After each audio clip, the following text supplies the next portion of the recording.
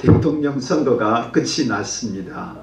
그리고 드디어 오늘 아침 10시에 바이든이가 당선 선언을 하면서 물론 공식적인 대통령 투표는 12월 달에 이루어집니다. 선거인단이 확정을 해야만 되는 것인데 어쨌든 언론이 발표를 했고 그것을 바이든이가 수락을 해서 대통령으로 당선이 되었습니다.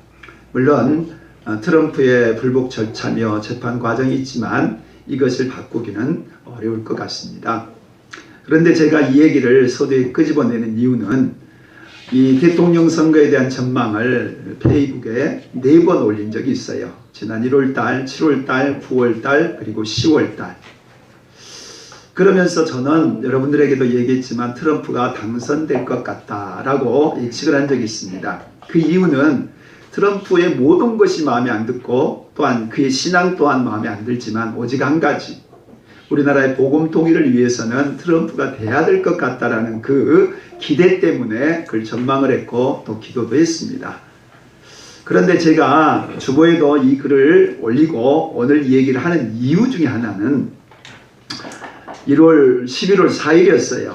그러니까 이제 선거가 끝났잖아요. 이제 개표가 진행되어진 과정이었습니다. 근데 제가 참지 못하고 페이북에다 또 글을 올렸어요. 그 이유는 초반 개표 과정에서는 트럼프가 졌어요. 그 경합주 몇 곳에서. 근데 이제 조금 진행되다 보니까 이게 이제 그 트럼프 지지자들이 많아서 역전이 된 거예요. 그래서 트럼프가 진짜 승리하겠다 싶어서 트럼프는 승리할 것이고 그 승리로 인해서 우리들에게 이러이러한 일들이 일어날 것이다 라고 전망을 했거든요. 근데 결과는 어떻게 됐어요? 뒤집혀졌잖아요. 또 뒤집혀진 거예요. 그리고 오늘 최종적으로 그 결론이 난 거죠. 그러면서 제가 이 페북이라고 하는 것은 수많은 사람들에게 공개되어진 자리란 말이죠. 또 물론 성도님들한테도 그런 얘기를 했고, 근데 제가 예측이 실패된 거잖아요. 그리고 4일날은 더더욱 공개적으로 이야기를 해가지고 망신을 받은 거잖아요. 그래서 모른 척 그냥 넘어갈 수도 있고 뭐 그거야 거짓말이 있을 수도 있는 거고 거짓 하려고 한 게 아니고 전망했기 때문에 그냥 넘어갈 수도 있는데 그냥 넘어갈 수가 없었던 부분이 있었습니다. 왜냐하면 다시는 이런 일을 반복해서는 안 된다라고 하는 측면도 하나 있었고, 더더군다나 중요한 것은 목회자가 강단에서 얘기를 했든지 목회자가 이렇게 사석에서 이야기를 했더니 이 얘기를 했던 것이 거짓말로 드러났다는 것은 이건 굉장히 저는 치명적이다 생각을 했습니다. 작은 것이라고 할지라도 거짓으로 드러난다면은 그 모든 것에 대한 신뢰를 잃어버릴 수 있다고 생각을 했어요. 그래서 저는 이건 굉장히 저에게는 창피스러운 일이고 망신적인 일이었지만 오픈해야 되겠다라는 마음이 있었습니다. 그것은 이 대선 문제가 아니라 하나님의 말씀에 대한 부담감 때문에 그렇습니다. 설교를 전하는 이 모든 것들이 하나님의 말씀이라고 해서 전합니다. 여러분 또한 하나님 말씀으로 받아들이고 계실 겁니다. 그런데 전하는 저의 말이 다 하나님의 말씀인가? 꼭 그러지는 않는다는 거예요. 그 중에는 인간의 말도 있고 내 말도 있을 수 있어요. 그렇기 때문에 하나님의 말씀이라는 이 설교를 들을 때에도 분별을 해야 된다는 거죠. 진짜 저게 하나님 말씀인가라고 그렇게 확인한 다음에 받아들여야 된다는 거죠. 그것은 우리가 역사라든가 자연이나 인간을 바라볼 때도 마찬가지입니다. 성경이 아니기 때문에 저것은 진리가 아닌가? 아니에요. 나귀 하나 속에서도 어떤 사람은 진리를 발견할 수가 있어요. 들에 핀 백합화 한 송이에서도 하나님의 그 솜씨를 발견할 수가 있다는 겁니다. 그러니까 우리는 성경이냐 아니냐 그것을 가지고 하나님의 뜻이냐 아니냐로 분별하기보다는 성경을 말해도 얼마든지 이단이 오용할 수 있는 것이고요. 또 이렇게 아름다운 꽃을 보면서도 하나님을 찬양할 수 있듯이 그 안에서 하나님의 말씀과 하나님의 뜻을 분별해 가는 게 필요하다라고 하는 것입니다. 전하는 사람도 잘 전해야 되겠지만 듣는 사람도 분별을 가지고 드려야 된다라고 하는 것이에요. 우리는 지금 지난 8월 달부터 구약 역사를 좀 살펴보고 있습니다. 처음에 족장들 요셉으로부터 시작해서 야곱, 이삭, 아브라함, 노아 그리고 아담까지를 살펴보았습니다. 그리고서 출애굽으로 넘어가서 모세를 살펴봤는데 이 모세는 제사장의 대표로 살펴본 겁니다. 사실 모세는 제사장은 아니에요. 모세는 모든 영역을 모두 다 포괄한 사람입니다만은 이 모세가 이 성전의 모형도 보여주었고 또 제사제도도 세웠기 때문에 이 제사제도의 대표격은 모세다, 그렇게 볼 수 있습니다. 그래서 이 모세 오경, 그러니까 신명기까지는 제사에 대한 언급이 많습니다. 그리고 구약에서 가장 유대인들이 중시하는 것은 이 모세 오경입니다. 두 번째는 통치자, 왕입니다. 여호수아서부터 사사와를 지나서 우리가 지금까지 살펴본 다윗, 솔로몬 모두 다 왕에 대한 기록입니다. 그래서 성경의 또 다른 축은 왕, 통치자에 대한 기록이다 라고 볼 수 있습니다. 그래서 여호수아서로부터 에스라, 느헤미야 에스더까지 역대기, 상하, 에스라, 느헤미야, 에스더까지가 역사에 대한 기록이고 통치자에 대한 기록이다 라고 볼 수 있습니다. 그리고 제일 많은 분량을 차지하는 게 시편부터 말라기까지의 예언서입니다. 선지자의 기록들이죠. 선지자 숫자도 제일 많고 권수도 제일 많습니다. 선지자에 대한 기록이 제일 많다는 겁니다. 그래서 오늘 그 선지자의 대표자 엘리야에 대해 살펴보고자 하는 겁니다. 선지자, 하나님의 말씀을 대언하는 자라는 의미도 되고 예언자, 앞날을 예언한다라는 뜻도 됩니다. 그렇지만 꼭 앞날을 예언한다라는 측면만 말씀하시지 않아요. 지금 여기서의 말씀도 전하거든요. 한마디로 선지자는 하나님의 말씀을 대신 전하는 자, 그렇게 받아들이시면 됩니다. 선지자 누구라고요? 하나님의 말씀을 대언하는 자라고 받아들이시라는 거예요. 자, 그런데 그 중에 선지자 엘리야가 대표적인 사람이라고 그랬습니다. 아모스서 7장 15절을 보면은 같이 한번 읽어볼까요? 양떼를 따를 때 여호와께서 나를 데려다가 여호와께서 내게 이르시기를 가서 내 백성 이스라엘에게 예언하라 하셨나니. 아멘. 아모스 선지자가 부름받은 장면이에요. 뭐 했다고요? 양떼를 치고 있었대요. 그러니까 농사꾼 내지는 목축업을 하고 있는 그런 사람이었다는 거예요. 근데 부르셔가지고 뭐 하라고요? 내 말을 전하라고 부르셨다는 겁니다. 누가요? 하나님이요.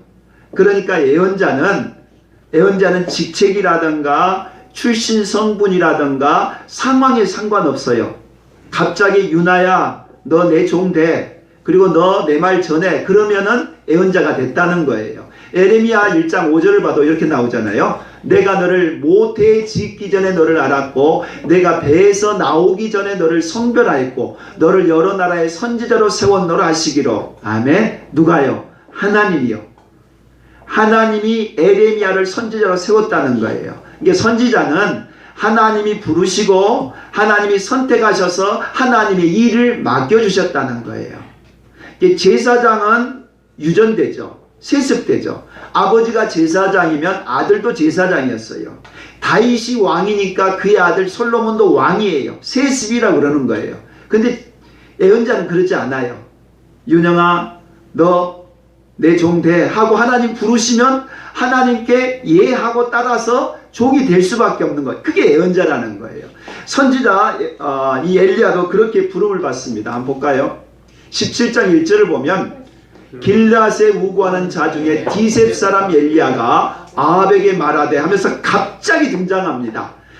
열왕기상 17장 1절 이전에 엘리야란 이름이 등장하지 않아요. 그리고 17장 1절에 갑자기 길앗 사람 디셉 출신의 엘리야라는 사람이 등장을 하는데 이 엘리야가 하는 말이 무시무시한 말을 해요. 뭐라고 그래요? 하나님의 살아계심을 두고 맹세하노니 내 말이 없으면 수년 동안 비도 이슬도 있지 아니하리라. 무슨 얘기예요? 비가 안 내린다라는 얘기는 가뭄이 든다는 거고, 가뭄이 들면 어떻게 돼요? 먹을 게 없죠. 그러니까 모두 다 굶어 죽게 되는 일이 벌어진다 이 얘기예요. 누가 그 얘기를 했다고요?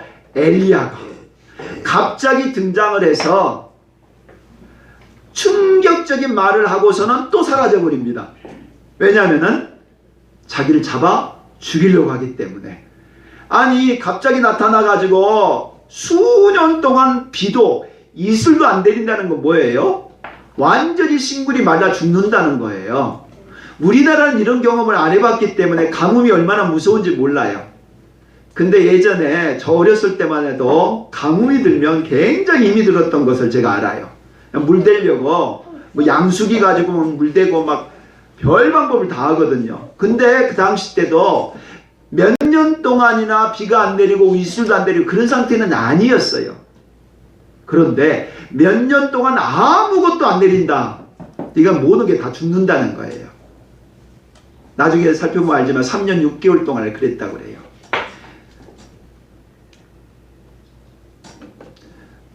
그리고 나서 3년 동안을 몇 년 동안이라면 처음에 말씀을 안 하세요. 처음에는 말을 안 해요. 수년 동안이라고 하고 말씀을 하지 않았어요. 그리고 나서 이제 기근돼 가지고 나라 전체가 이제 죽게 되었잖아요. 그리고 이제 3년 6개월이 지나서 왕한테 나타납니다. 그러니까 왕은 그동안 이 엘리야를 잡아 죽이려고 온 나라에 군대를 풀고 경찰을 벌이고 정보를 보냈지만 엘리야를 못 찾아요. 하나님 꼭꼭 숨겨 놓으셨기 때문에 못 찾습니다. 근데 3년 만에 나타나서 엘리야가 그렇게 말합니다. 그가 대답하되 내가 이스라엘을 괴롭게 한 것이 아니라 당신과 당신의 아버지 집이 괴롭게 하였으니 이는 여호와의 명령을 버렸고 당신이 바알들을 따랐습니다. 따라서 합니다. 이는 여호와의 명령을 버렸고 바알들을 따랐습니다. 한마디로 하나님을 떠나서 우상 숭배를 한 결과다라고 하는 것이에요. 병을 치료하려면 병의 원인을 알아야 돼요. 정확히 알아야 이 병을 치료해요. 마찬가지로 이스라엘에 가뭄이 든 이유가 뭐냐 이거예요. 엘리야만 잡아 죽이면은 엘리야만 없애면은 가뭄이 해결되느냐 아니라는 거예요. 가뭄이 왜 오는 거예요? 하나님이 가뭄을 주신 거고 이 가뭄이 온 이유가 뭐라고요? 당신들이 하나님을 저버리고 우상을 숭배한 결과 때문에 지금 가뭄이 왔다는 거예요. 예언자는 하나님을 거역하고 하나님께 불순종한 사람들에게 전하는 거예요. 그러니까 예언자는 환영을 못 받죠. 예언자는 사람들의 죄악을 지적하고 그들의 잘못된 것에 대해서 회개하라 촉구하기 때문에 환영하지 않아요. 마찬가지입니다. 엘리야를 잡아 죽이려고 이웃나라까지 사람을 다 보내서 엘리야를 찾아다녔다라는 거예요. 그만큼 이 엘리야는 하나님의 말씀을 전하는 일에 목숨을 걸고 전했다라고 하는 것이죠. 오늘날 목회를 하는 목사에 대해서 두 가지 전통을 설명합니다. 첫째는 제사장 전통을 이어받았다. 두 번째는 선지자 전통이다. 그렇게 설명을 해요. 왜냐하면 목회자의 하는 일이 제사 일이기 때문에 그래요. 제사가 뭡니까? 제물을 가져오면 제물에 이 각을 뜨고 그걸 가지고 하나님 앞에 제사 드리는 자, 이게 제사장이죠. 그러니까 오늘날 목회자는 이 제사장과 같은 역할을 한다는 겁니다. 죄를 가지고 오는 여러분들과 우리 모두의 죄를 가지고 예수님 앞에 올려드리고 예수님의 죄사함과 예수님의 은혜를 선포한다는 거예요. 물론 목사님이 제사장은 아니에요. 직접 제사장은 아니에요. 그렇지만은 제사장의 업무를 한다는 거예요. 죄를 사하는 일을 하고 하나님의 은총을 전달하는 역할을 하는 것. 그런 점에서 목사님은 제사장 전통에 서 있다. 그렇게 설명을 해요. 그런데 제사장의 중요한 그 직분 중에 하나는 세습된다는 거예요. 아버지 아론이 제사장이니까 그의 아들이 제사장 되는 거예요. 그런데 목회자는 그렇지 않잖아요. 목회자는 세습된 게 아니죠. 목회자는 갑자기 부름을 받아서 신학교를 가서 목회자가 된단 말이죠. 그러니까 하나님이 부르시면 가는 게 목회자라는 거예요. 그런 점에서 선지자 전통에 서 있다. 그렇게 말해요. 선지자가 뭐 어떤 거라고 그랬어요? 하나님의 말씀을 전하기 위해서 선택받은 자라고 그랬잖아요. 그러니까 갑자기 뽕나무에서 양을 치고 있는데 하나님이 부르시면은 선지자가 되는 거예요. 그렇다면 오늘날 개신교의 목회자는 이 선지자 전통에 서 있다, 그렇게 말해요. 그래서 신학교를 선지자 학교다, 그렇게 말도 하기도 하고요. 그런데 교회를 세습한 사람들이 있잖아요. 특히 대형 교회를. 이것은 개신교 목회 전통에 맞지 않고 성경적이지도 않는 거예요. 어찌되었든 선지자는 하나님의 말씀을 전하는 자예요. 하나님의 말씀을 전해야 하는데 하나님 말씀을 안 듣는 사람에게 전해야 돼요. 그러니 당연히 박해가 따르고 고난이 따라요.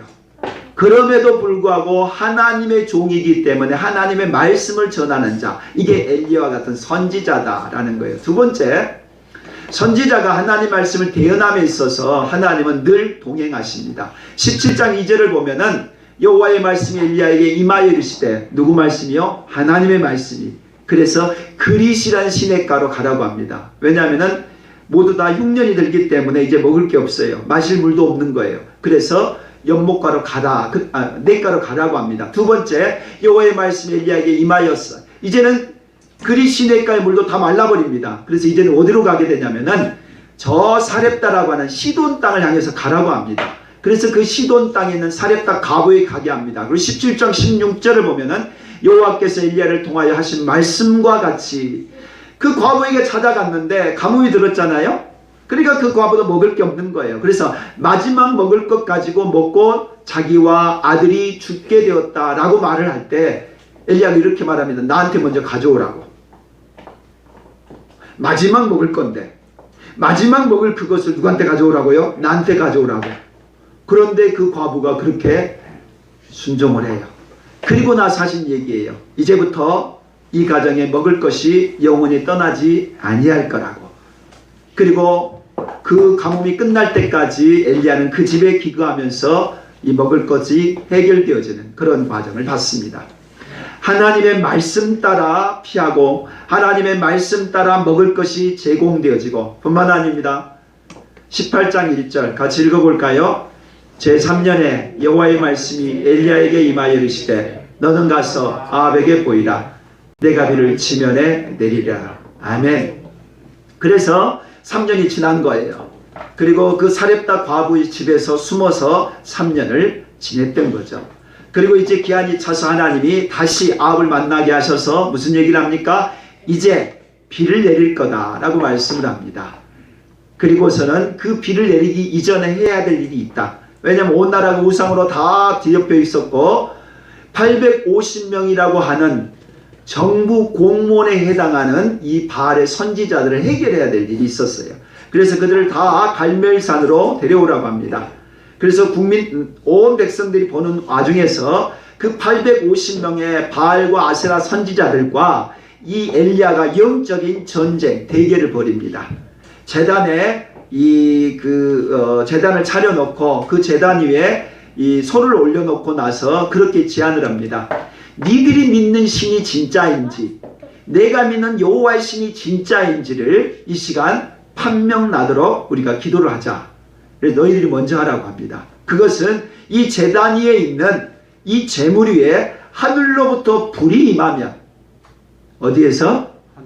하늘로부터 불이 임하면은 그 신이 진짜지 않냐라고 하는 거예요. 말 돼요, 안 돼요? 되지요.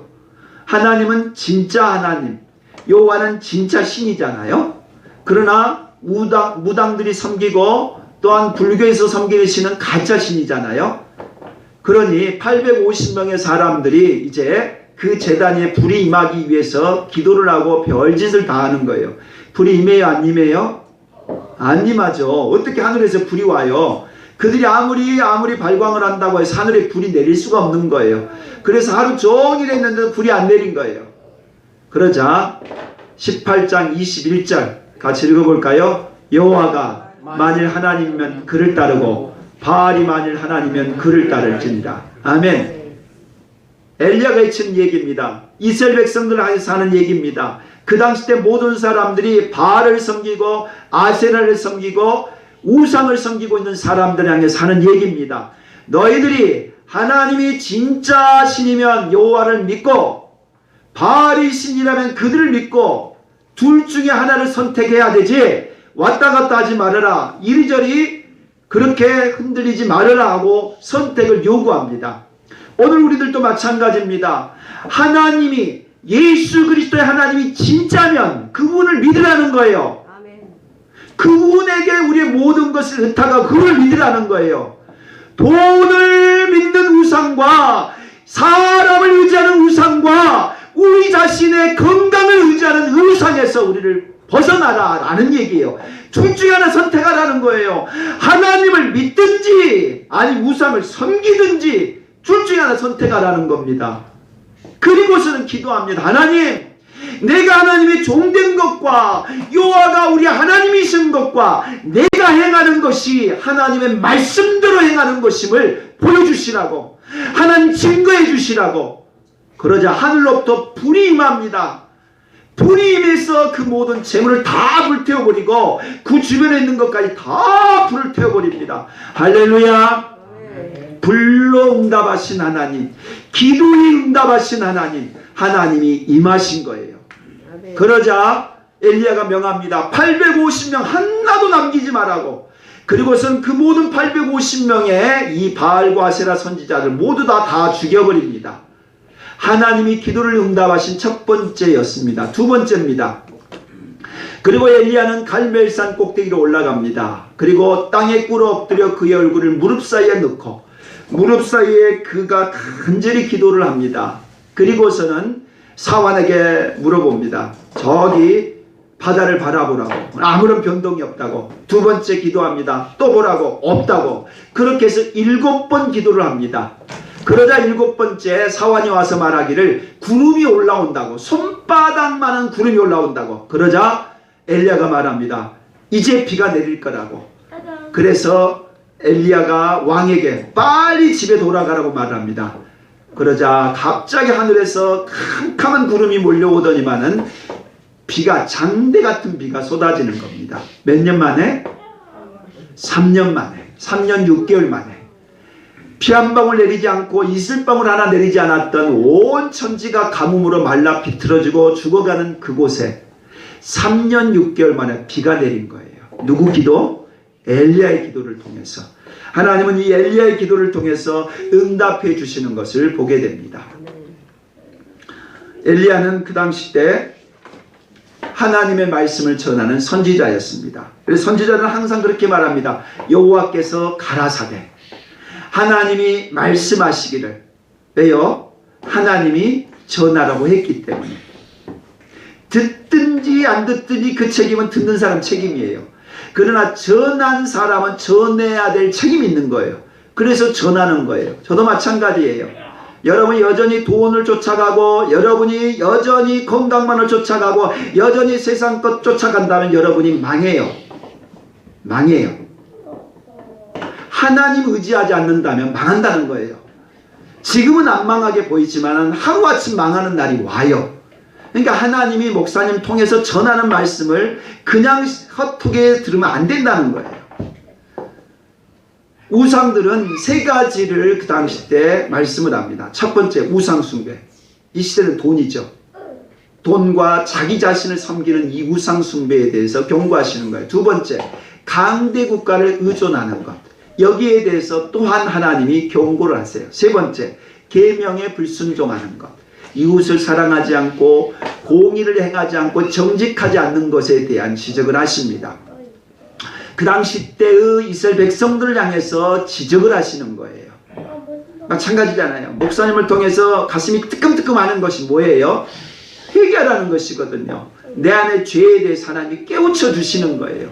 그러면 예언은 그것만 있느냐? 아니에요. 미래적인 것도 있어요. 그래서 예언서가 많이 기록되어진 이유가 뭐냐? 당대도 기록을 하지만 미래를 기록하기 때문에 그래요. 그것은 그리스도가 오신다라고 하는 거예요.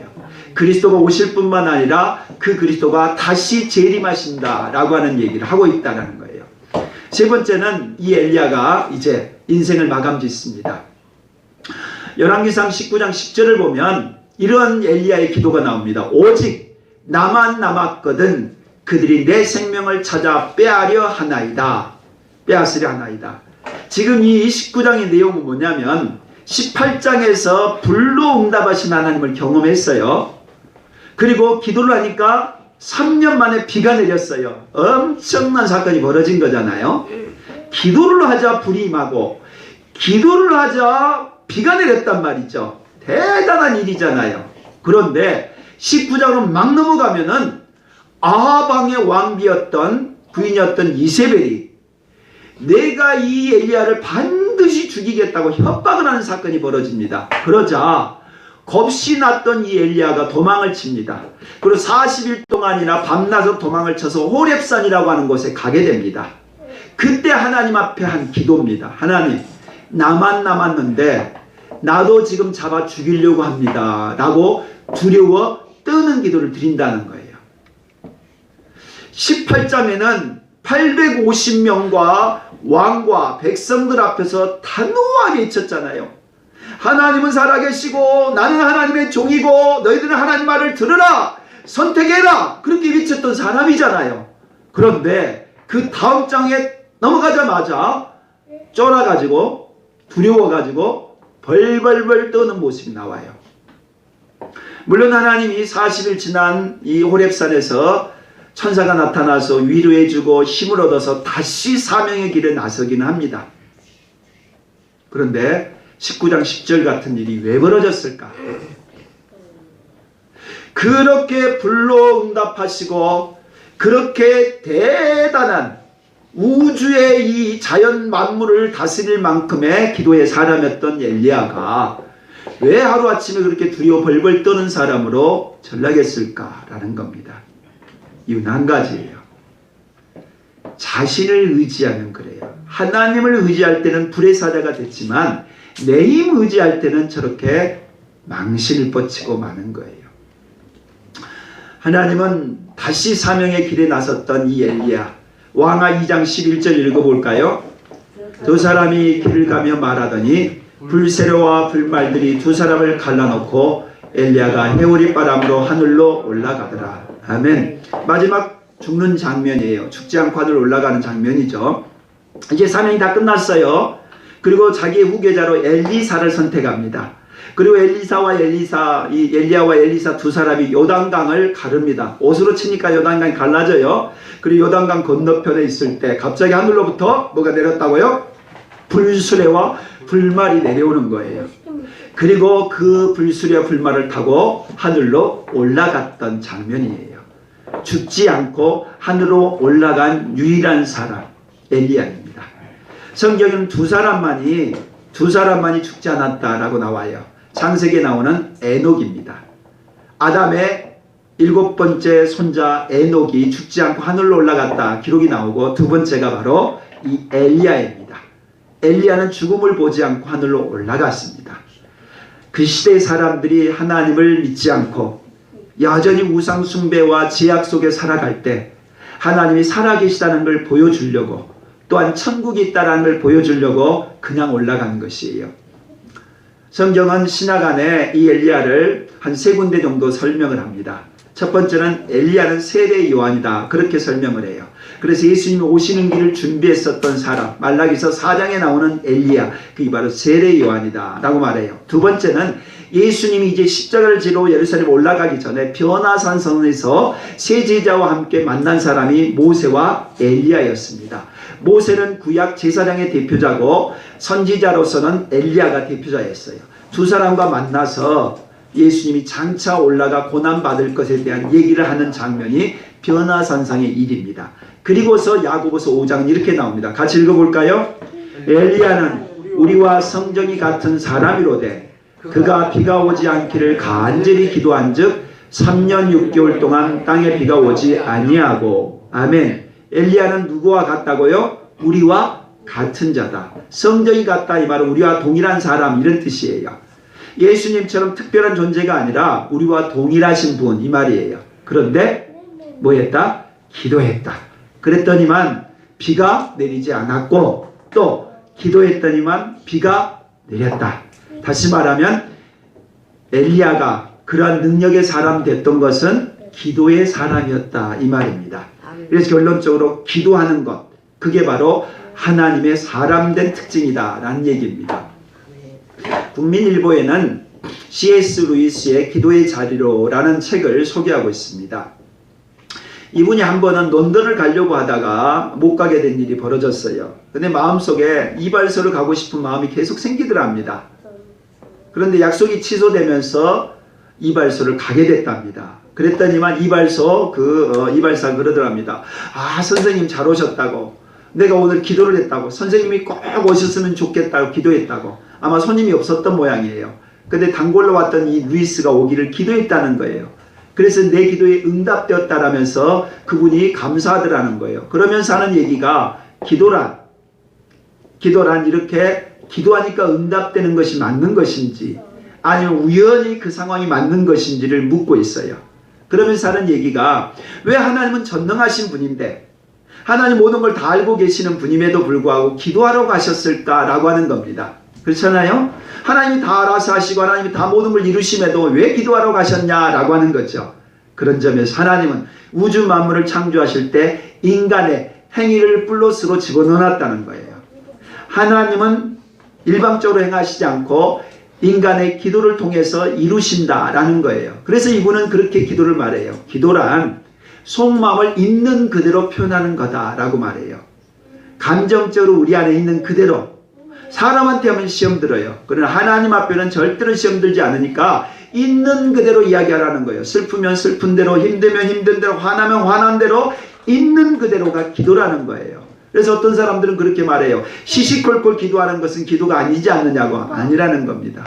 기도는 작은 것부터 한다는 거예요. 작은 시시콜콜한 것부터. 그리고 그래야지 큰 것도 할 수 있다는 거예요. 말씀 마칩니다.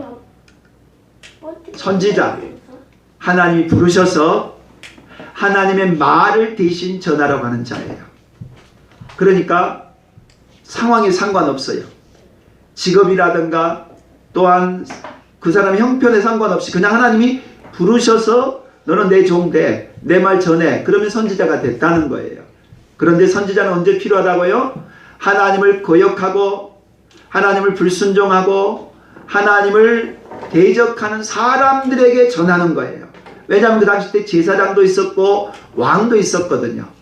근데 제사장은 하나님을 제사하는 사람이기 때문에 늘 제사장한테 가서 죄를 용서받으면 되잖아요. 왕은 하나님의 법을 따라서 통치하는 사람이잖아요. 그런데 왜 예언자가 필요한 거예요? 제사장도 왕도 그들이 따르지 않았기 때문에 특별하게 선지자가 말씀을 전한다는 겁니다. 그러니 선지자가 전하는 시대에는 항상 박해가 있었고 고난이 따랐다라는 겁니다. 그런데 고난 중에 하나님 말씀 전하려면 어떻게 돼야 돼요? 하나님이 도와주셔야 되죠. 그래서 선지자들의 기도를 들어주시고 선지자의 삶을 책임져 주셨다라는 겁니다. 우리 모두가 목사님과 같은 말씀을 전하는 사람이 될 수는 없죠. 또 엘리야와 같은 종이 될 필요도 없어요. 그러나 우리가 기도할 때 응답받고 우리가 하나님 말씀을 전하는 전도자가 된다는 것이 바로 선지자 노릇을 하는 것이에요. 우리 모두가 그렇게 쓰임받는 자 되기를 축복합니다.